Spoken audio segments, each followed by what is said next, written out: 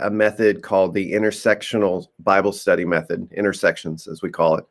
And it's just an amazing way to study the Bible as we take a look at scriptures from 4 places in the Bible, and we try to find the themes or the threads, the intersections that run between them, through them.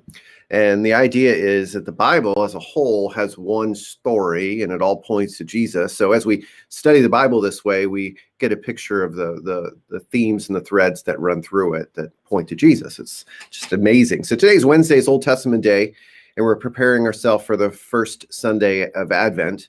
And we're in the book of Isaiah, Isaiah 64, verses 1 to 9.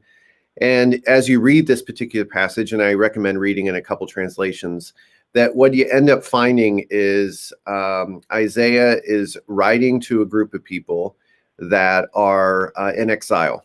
And exile means that they're not where they're supposed to be. They're in Babylon. Babylon, the superpower, rose up, conquered Israel, destroyed the temple, and carried off the remaining Israelites that lived and took them to Babylon. And so they're not where they're supposed to be. And this is a prayer of lament. This is a prayer of rescue. Lord, please come and rescue us from the situation. Now, you have to keep in mind, the reason why this all took place was Israel's sin.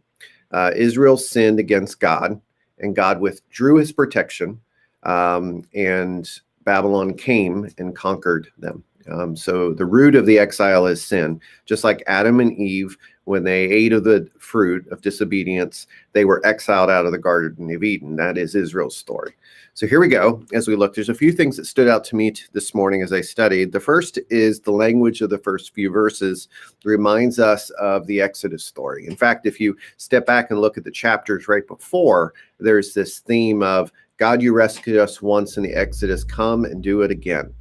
So, oh, that you would rend the heavens and come down, that the mountains would tremble before you, as when the fire sets twigs ablaze and causes water to boil, come down and make your name known to your enemies and cause the nations to quake before you. Now, that is just a reminder of Mount Sinai when the mountains trembled in the presence of God and God came down. That is kind of the reflection here. It's like, you rescued us rescued us before, come and do it again. And so the belief is that God is up and far away because of the sin. They use language like hiding. And in the Bible, hiding oftentimes when God is hidden or hides his face, it's judgment, that we are not in his presence because of sin. Now, the question that I wrestle with as I look at this, because I'm comparing it to Jesus, is that Jesus oftentimes isn't where we think he is. You know, he's hanging out with the least of these. He's off by himself praying. And oftentimes his hiddenness is the fact that we're looking in the wrong place. So Israel's looking up above, but could it be that Israel's sin is they're looking for God in the wrong places? They're mistreating the least of these. They're mistreating their people, and that causes them to miss God. I saw one commentary this morning that said that Israel's sin pushed God out of where they were, pushed God to the cross. In other words, power isn't in the mountains trembling. Power is in surrender and vulnerability, suffering. So anyway, another thing that stood out to me as you read through these passages, it almost seems that verses 5 and 7, that Israel is blaming God for their sin. It makes it seem like, and several commentaries said this, that let me go ahead and read 5 and 7. You come to the help of those who gladly do right, who remember your ways, but when we continue to sin against them, you are angry. How can we be saved? And verse 7, no one calls on your name or strives to lay hold of you, for you have hidden your face from us and made us waste away because of our sins. So the language here in Hebrew makes it seem like the reason why the Israelites are sinning is because God is absent.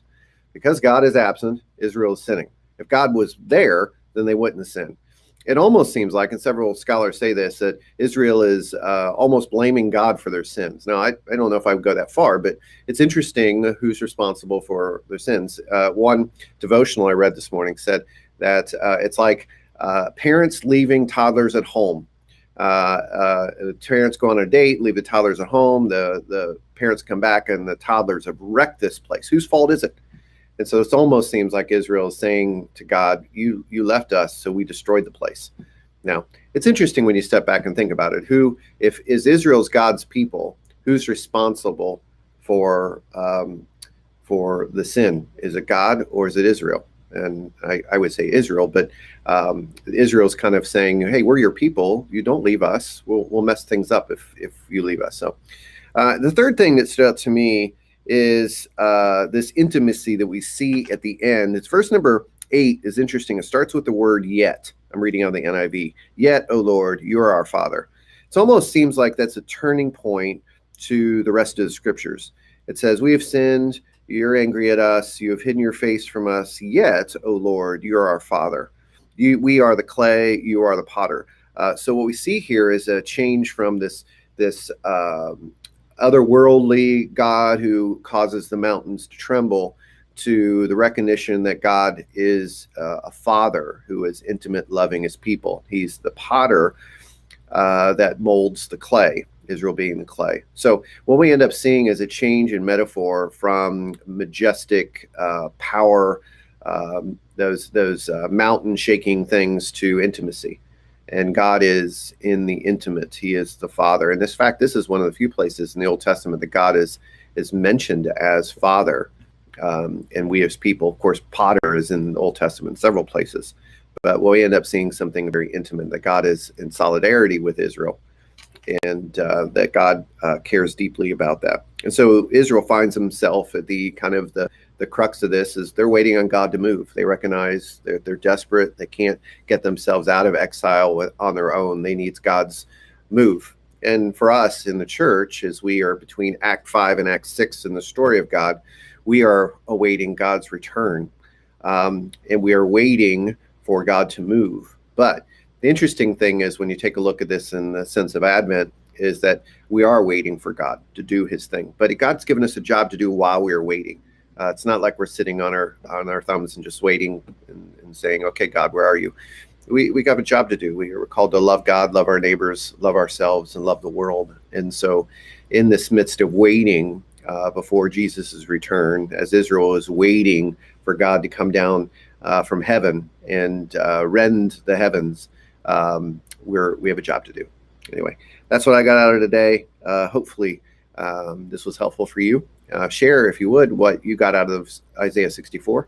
And I'll be back tomorrow as we talk about Psalm 80. Grace and peace, everyone. Have a happy Thanksgiving. Take care.